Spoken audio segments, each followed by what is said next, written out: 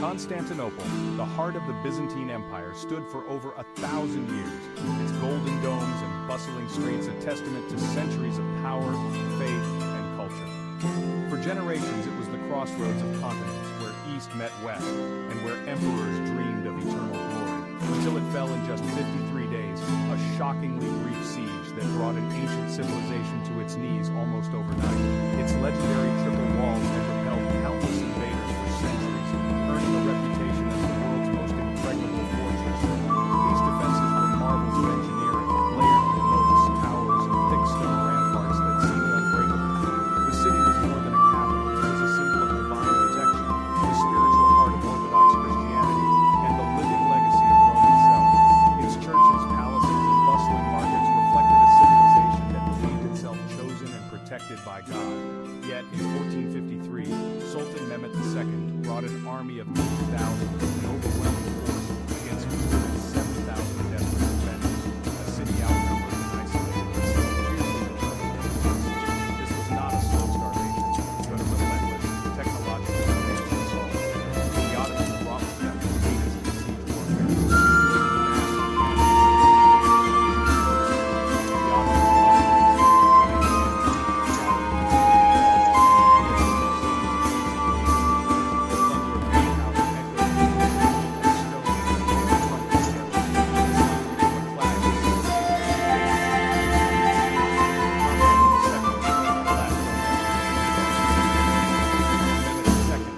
ambitious young sultan determined to carve his name into history. The city's rapid fall shocked all of Europe, sending ripples of fear and disbelief across kingdoms.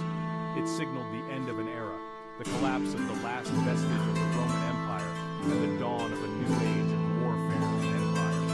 The great cannons turned the city's strength into its weakness, proving that even the mightiest fortifications could be destroyed by gunpowder. The world would never be the same. The fall of Constantinople was not just a military defeat, it was the end of the medieval world and the beginning of a new chapter in human history. Before its fall, Constantinople was a shadow of its former glory, but still a vital crossroads in trade and culture. For centuries, it was Europe's largest and wealthiest city, preserving the knowledge of Greece and Rome while the West struggled through the Dark Ages. Its markets bustled with goods from Asia, and its churches drew pilgrims from across the world. Yet by the 1400s, the empire had shrunk to little more than the city itself, weakened by war, betrayal, and the devastating sack of 1204. The city's population dwindled, its suburbs abandoned, but its symbolic power endured. To the Ottomans, Constantinople was both a strategic obstacle and a glittering prize. Its emperor, Constantine II, bore the weight of 1,000 years of history. Despite decline, the city remained the heart of Orthodox Christianity and a beacon of the Roman legacy. Its fate would decide the future of empires. Driven by the vision of Sultan Mehmet II, a ruler whose ambition and determination would reshape the course of history. Ascending the throne at just 19, Mehmet was not content with simply ruling. He was consumed by a singular obsession: to conquer the legendary city of Constantinople, a goal that had eluded generations of Ottoman sultans before. For Mehmet, the city was far more than a strategic prize. It represented a personal and religious victory, one of the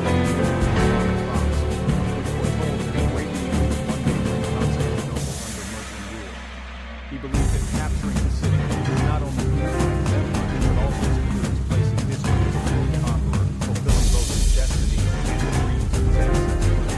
Mehmet's first bold move was the construction of Rumeli Hisar, a massive fortress of philosophy. This stronghold choked off the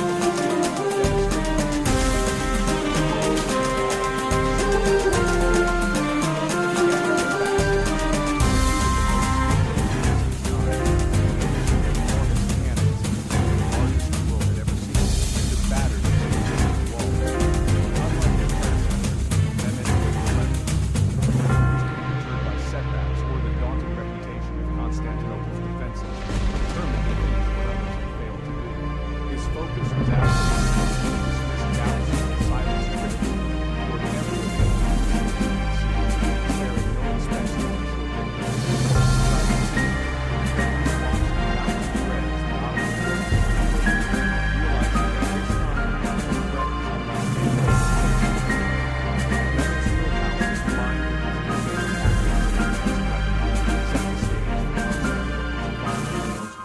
trial.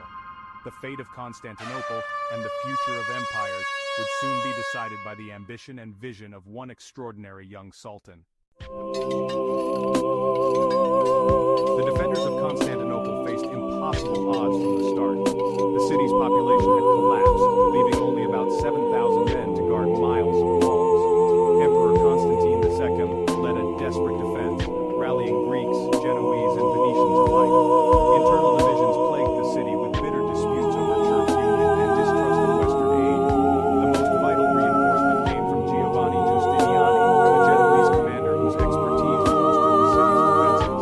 Yet the defenders were outnumbered more than 10 to 1, with scant resources and outdated weaponry. Their cannons were few and often damaged their own walls. Europe, divided and distracted, offered little hope of rescue. The defenders fought on, driven by faith, courage, and the hope for a miracle. Every day was a gamble against overwhelming force. The city's fate hung by a thread. The siege of 1453 marked a turning point in military history, thanks to the power of gunpowder and the giant cannon. The Hungarian engineer Orban, unable to find support in Constantinople, built his monstrous cannons for Mehmet II. The largest in the basilica could hurl a 200-pound stone through a line, shaking the city to its core. Transporting and firing these weapons was a feat in itself, but their psychological impact was even greater. The thunderous bombardment shattered both walls and morale as defenders struggled to repair nightly damage. For centuries, strong walls had favored defenders. Now gunpowder tipped the balance to attackers. The fall of Constantinople proved that no fortress was safe from artillery.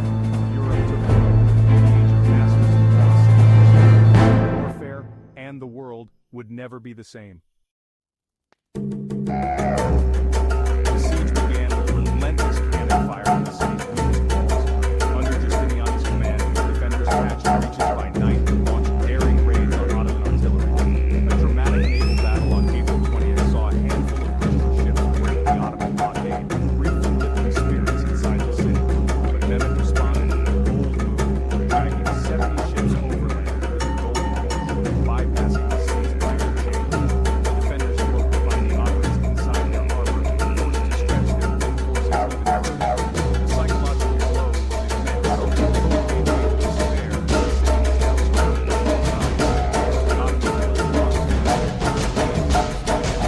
fell to the Ottoman defenders' resistance grew desperate as the siege entered its final phase. The end was drawing near. By late May, Constantinople was utterly exhausted, its food stores depleted, its once mighty walls shattered by relentless bombardment, and the spirit of its people stretched to the breaking point. The city, which had stood as a beacon of civilization for over 1,000 years, now faced its darkest hour. Hope was fading fast, and the defenders knew the end was near. Outside the battle gates, promising mercy to the city of Europe. But Emperor Constantine II, resolute and proud, refused to abandon his people or his faith. He vowed to fight to the very end, choosing honor over capitulation. On the evening of May 28th, the city's defenders and citizens gathered for a emotional service. For one last time, they stood side by side. As the storm approached. As dawn broke on May 29th, the city awoke to the thunder of drums and the shouts of Ottoman soldiers. Mehmet launched his final massive assault, determined to seize the city at any cost. Wave after wave of Ottoman troops battled the crumbling walls. The defenders, led by the valiant Genoese commander Giustiniani, fought desperately to hold the line. But when Giustiniani was gravely wounded and carried from the ramparts, the defenders' resolve began to crumble.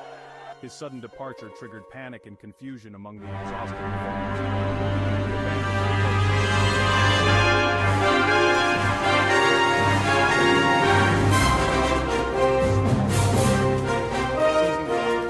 opening the way for thousands more.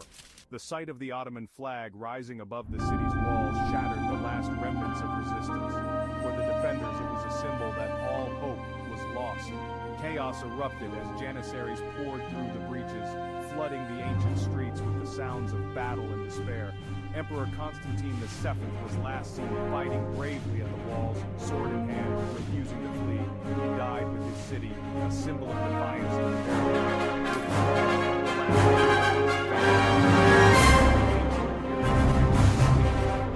The city was lost, the empire was lost.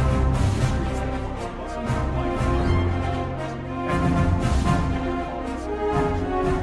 life as the sun rose in the city, the world ended that morning, and a new era began. The fall of Constantinople sent shockwaves across the world. The city was sacked for 3 days, its treasures looted, its people killed or enslaved.